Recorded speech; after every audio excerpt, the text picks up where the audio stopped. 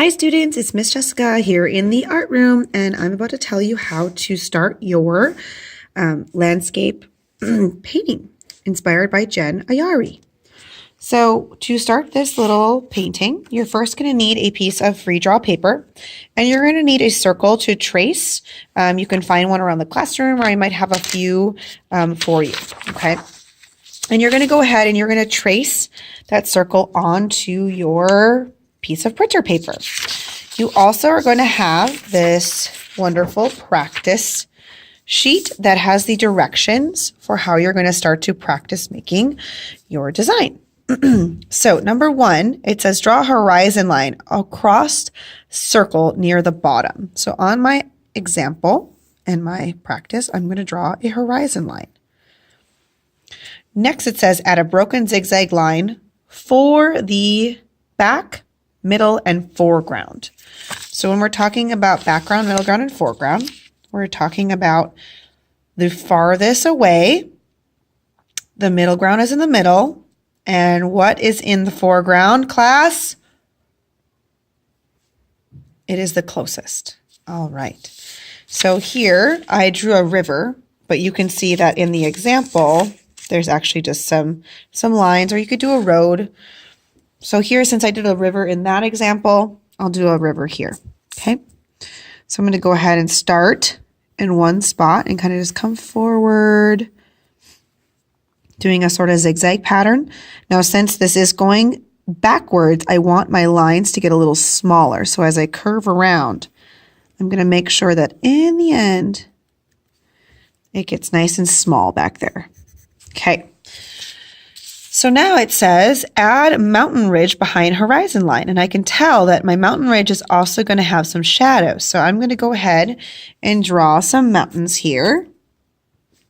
So maybe I want this side to come down, kind of come up. And it's up to you how your mountains look. Okay. Now I'm going to go ahead and I'm going to add a shadow line on the left side of each mountain, the left side.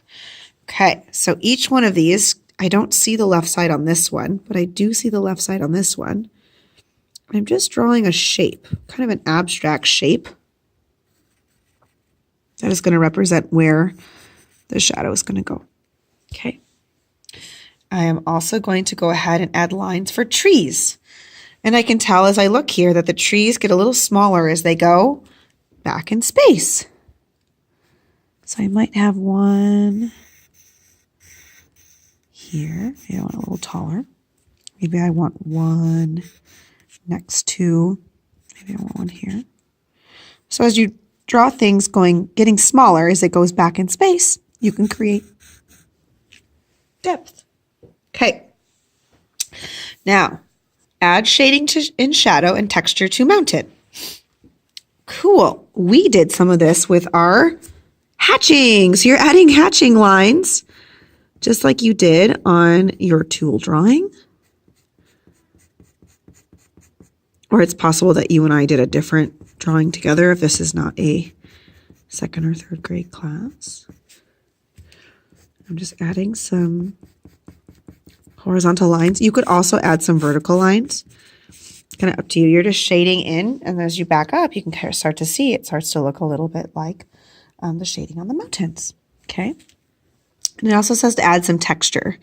So I might kind of just add some dots, some lines here.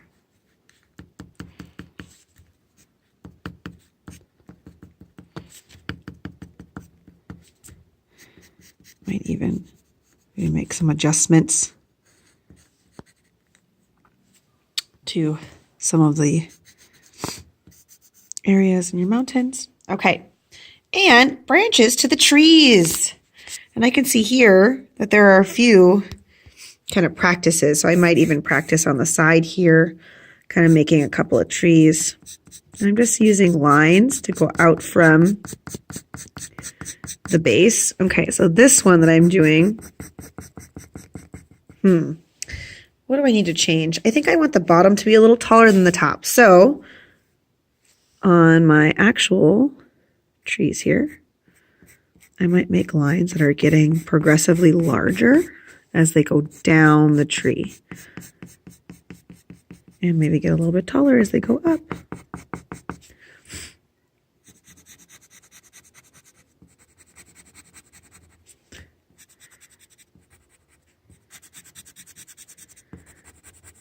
These are two different types of trees. Do you notice how these are going up and these are going down? So now I have a little landscape. Now in my example, I also had a little tent and a little fireplace and some rocks and a river. So here I now might make a little scene. Maybe I want a little deer. So maybe I make a little deer. Kind of going through the forest here. We did just draw using shapes. So I might add a deer into my drawing. Okay. Once you've practiced and you feel pretty good about your practice, you're going to get an actual piece of thicker paper. And you're going to go ahead and do this entire process on this thicker sheet of paper.